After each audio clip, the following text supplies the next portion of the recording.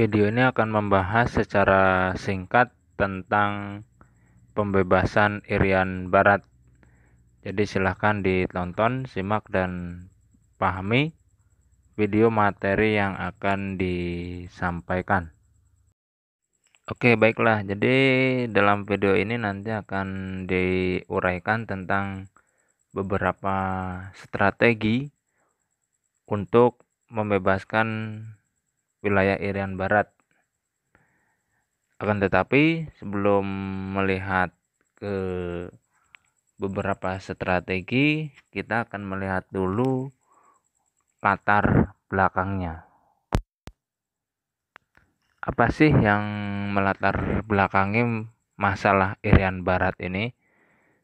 Jadi berdasarkan hasil konferensi meja bundar yang diselenggarakan di Den Haag tahun 1949, bahwa permasalahan Irian Barat itu akan diselesaikan 1 tahun setelah penyerahan kedaulatan. Akan tetapi sampai tahun 1960-an Irian Barat ini belum juga dikembalikan kepada pemerintah Indonesia. Tentunya dengan masalah ini membuat Presiden Republik Indonesia ketika itu adalah Presiden Soekarno tentunya kecewa dengan sikap pemerintah Belanda yang mengingkari hasil dari konferensi meja bundar atau KMB. Ada 4 bentuk perjuangan. Yang pertama adalah perjuangan diplomasi, kemudian konfrontasi politik, konfrontasi ekonomi, dan konfrontasi militer. Nanti kita akan melihat satu persatu bagaimana bentuk perjuangan ini dilakukan oleh para pejuang kita. Baik, kita akan masuk ke perjuangan diplomasi.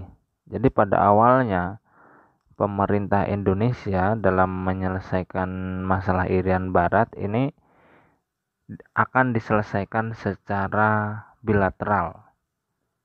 Akan tetapi upaya tersebut ini mengalami kegagalan. Oleh karena itu, pemerintah Indonesia berupaya menyelesaikan masalah Irian Barat ini melalui forum internasional. Upaya diplomasi forum internasional yang ditempuh oleh pemerintah Indonesia antara lain adalah pemerintah Indonesia ini mengajukan masalah Irian Barat ini dalam sidang umum PBB pada tahun 1954 sampai 1957. Akan tetapi upaya ini mengalami kegagalan. Karena apa? Karena Indonesia ini tidak mendapat dukungan 2/3 dari anggota sidang. Oke, selanjutnya kita akan melihat perjuangan berikutnya, yaitu melalui upaya konfrontasi politik. Apa saja langkah-langkah konfrontasi politik yang dilakukan pemerintah Indonesia terhadap Belanda? Berikut penjelasannya. Yang pertama adalah dengan cara memutuskan hubungan diplomatik dengan Belanda. Ini dilakukan pada tanggal 17 Agustus 1960. Kemudian yang kedua adalah dengan membatalkan hasil dari konferensi meja bundar. Ini dilakukan dan dikukuhkan melalui Undang-Undang Nomor 13 Tahun 1956. Kemudian yang ketiga adalah membentuk Front Nasional Pembebasan Irian Barat. Kemudian yang berikutnya adalah melalui konfrontasi ekonomi.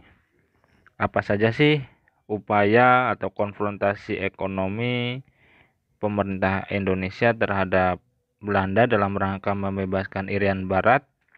Yang pertama adalah pembatalan utang-utang Indonesia kepada Belanda. Kemudian yang kedua adalah pelarangan maskapai penerbangan Belanda ini untuk melakukan penerbangan dan pendaratan di seluruh wilayah Indonesia. Kemudian yang ketiga adalah nasionalisasi perusahaan-perusahaan Belanda yang ada di Indonesia.